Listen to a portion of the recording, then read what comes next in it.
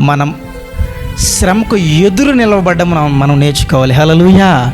సింహానికి ఉన్నటువంటి అలవాటు ఏంటంటే ఏ జంతువు కనిపించినా కూడా దాన్ని వెంటబడి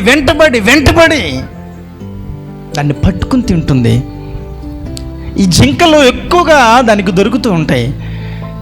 జింకలు ఎక్కువగా దొరుకుతూ ఉంటాయి అంట. అది సింహం చూడగానే పరిగెత్తుతుంది. అట్లా పరిగెత్తిన ప్రతిసారి పట్టుబడిపోతుంది.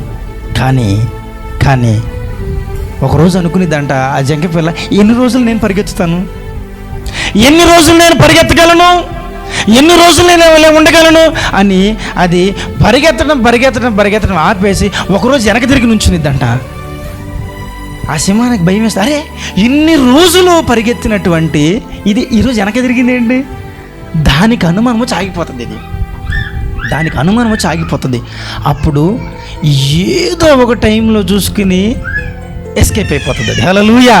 మనం కూడా ఏం చేయాలి తెలుసా? మన ఆత్మీయ జీవితంలో శ్రమలను చూసి పరిగెత్తడం ఆపేయండి, శ్రమలను చూసి బాధపడడం ఆపేయండి. దేవుడు దీనిని నా కొరకు ఎందుకో అనుమతించాడు, నేనేంటో నిరూపించడానికి అనుమతించాడు, నేనేంటో నాకు తెలియజేయడానికి అనుమతించాడు. నీవు శ్రమకు ఎప్పుడైతే ఎదురు నిలబడతావో నువ్వు జయము పొందుతావు. హల్లెలూయా. శ్రమలకు కొట్టుకొని పోవద్దు. మనం శ్రమలకు కొట్టుకొని పోయేవారం కాదు.